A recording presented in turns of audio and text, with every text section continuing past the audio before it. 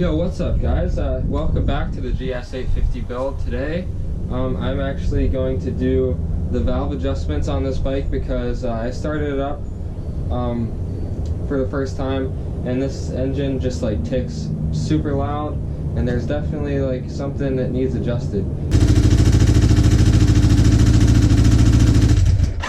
So I'm gonna show you guys, I'm gonna walk you through how to do a valve adjustment. And it's pretty much the same process for all like big 4-cylinder bikes like this one. So yeah guys, let's just get right to it. Okay guys, so the tools you need to do this job are, you first need the manual to your bike, and then you need to find the page with the valve adjustment stuff because it has all the information for the valve clearances, and yeah, so you really need to know that, pretty important. And then you also need a feeler gauge like this one. It would be ideal to get one with the smallest of 0.03 millimeters, but this one, the smallest is 0.04, so that's close enough. So yeah, you need feeler gauge, and then you need a valve tappet depressor like this one. You can pick them up on Amazon pretty cheap, or if you have the tool bag that came with your bike, then this is probably already in it, so yeah, you don't even need to buy one. And then you need 2 small flathead screwdrivers like this. I kind of use these to finesse the shims out of the head. Yeah.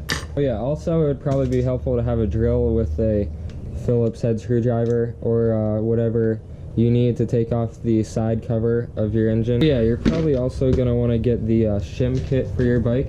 This is it here in this box for mine, the GS850. It's probably best to just go ahead and buy the whole kit, because I did buy a couple individual shims and that ended up not being enough to do the job correctly. So you should probably just take the money. This was only like 100 bucks on eBay, and it comes with every shim you could ever possibly need to do the adjustments on this bike. So I'm gonna go ahead and do an unboxing for you guys. Open this up. Okay. Don't need those. Here it is. So yeah, there's not too many in there, but that should be enough to get the job done. So let's do it. Okay, so the first thing you're gonna do is take off this cover so you can access the bolt and put a socket on there and spin around the cam so you can get these lobes in the right position to take the shims out. Okay, there you go. And then you need to find a socket that fits on this nut here. To start off, I usually start with the intake side, and I'm going to, you want to get the lobe so that it is pointed up like that, just like that. And then you want to get your feeler gauge and find out how much space is in between the bottom of the lobe and the top of the shim. You want to get your manual and then open it up to the valve adjustment page in here somewhere.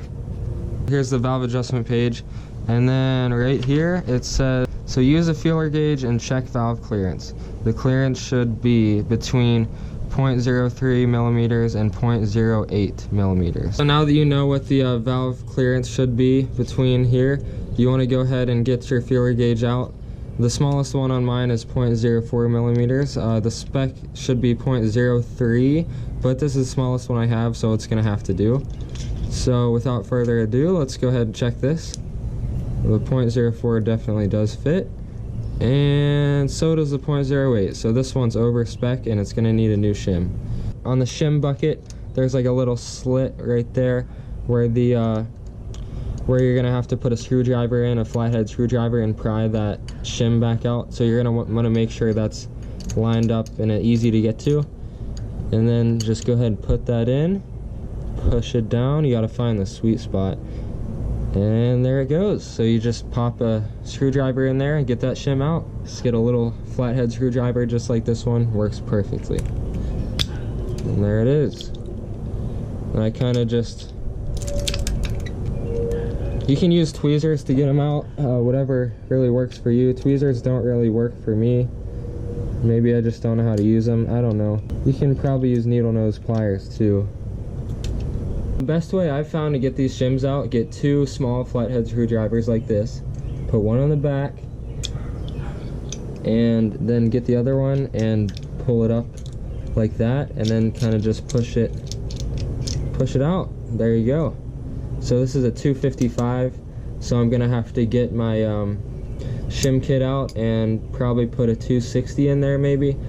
It's kind of trial and error, or you can probably do some math to figure it out, but I'm just gonna do trial and error. So now I've got a 260 here, just got it right out of the shim kit, and you want to get it and plop it back in there just like that.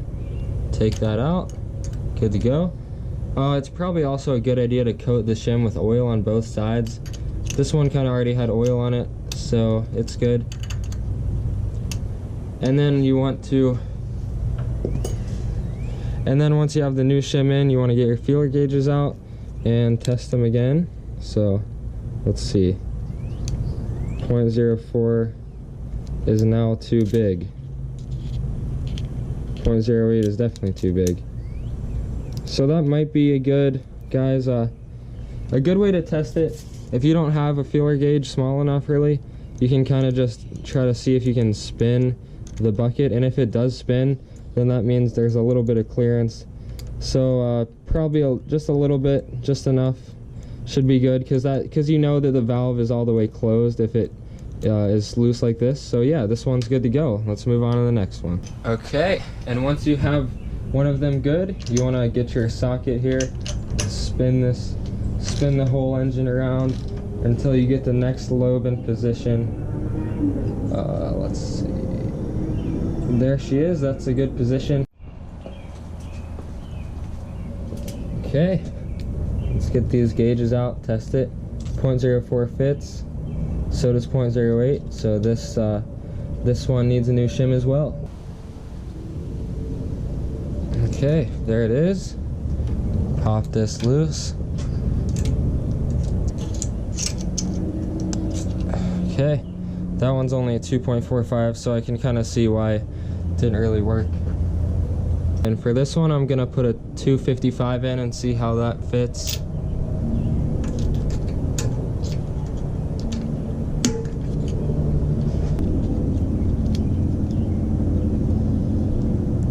Yep. No, I think I need to go up to a 260 on that one. It's kind of a tedious process. That's not too hard if you get the first couple. It gets easier each one. Okay, so I've got my other 260. Plop that in there, see how that one fits.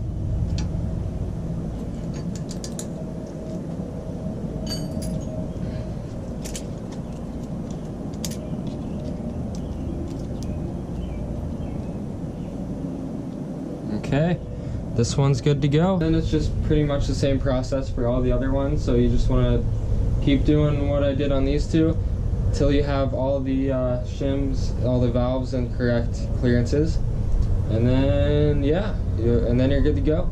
So I'm just gonna keep doing these, and then I'll be back with you guys in a minute. Okay guys, so now that you have all the valves adjusted, they're all within spec and according to the manual. You want to get your head cover, make sure the gasket goes all the way around and there's no tears or anything. I just used Forma gasket because my gasket was messed up and I didn't feel like buying one online. You can do that. It's just like a black paste in a tube. You squeeze it out. You can buy it at Walmart, pretty much anywhere actually. So yeah, so you want to get your head cover, make sure the gasket's good, and then it's kind of hard to fit it in there. You just got to finesse it around, make sure it's the right way. For this bike, it goes this way because the breather that goes on top points back. So just go ahead and squeeze this in here.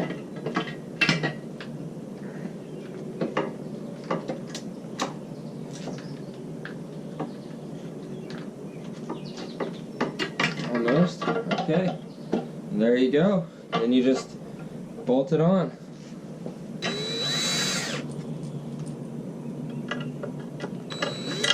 Oh, nope.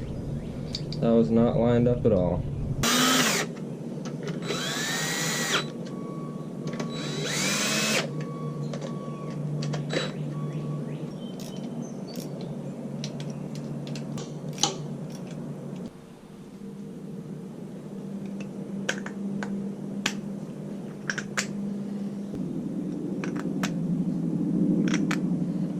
Okay guys, and now that you have the head cover back on, now that everything's put back together correctly, you can go ahead and start it up and see if it sounds any better. So I'm just going to get this little container of gas here. So let's start this thing up and see how it sounds.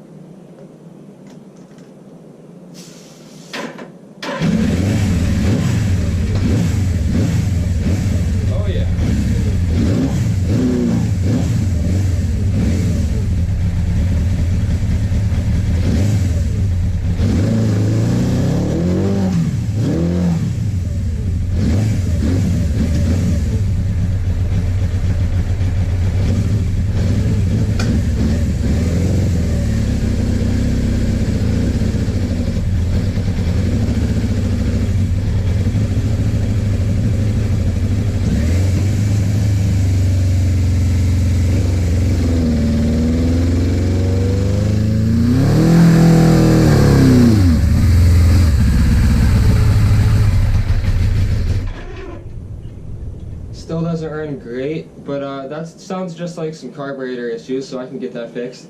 But the engine's not taking anymore. So yeah, that's the end of the video. Hopefully you guys enjoyed. Hopefully I taught you something helpful. And hopefully you guys can get your bikes to sound like a sewing machine too.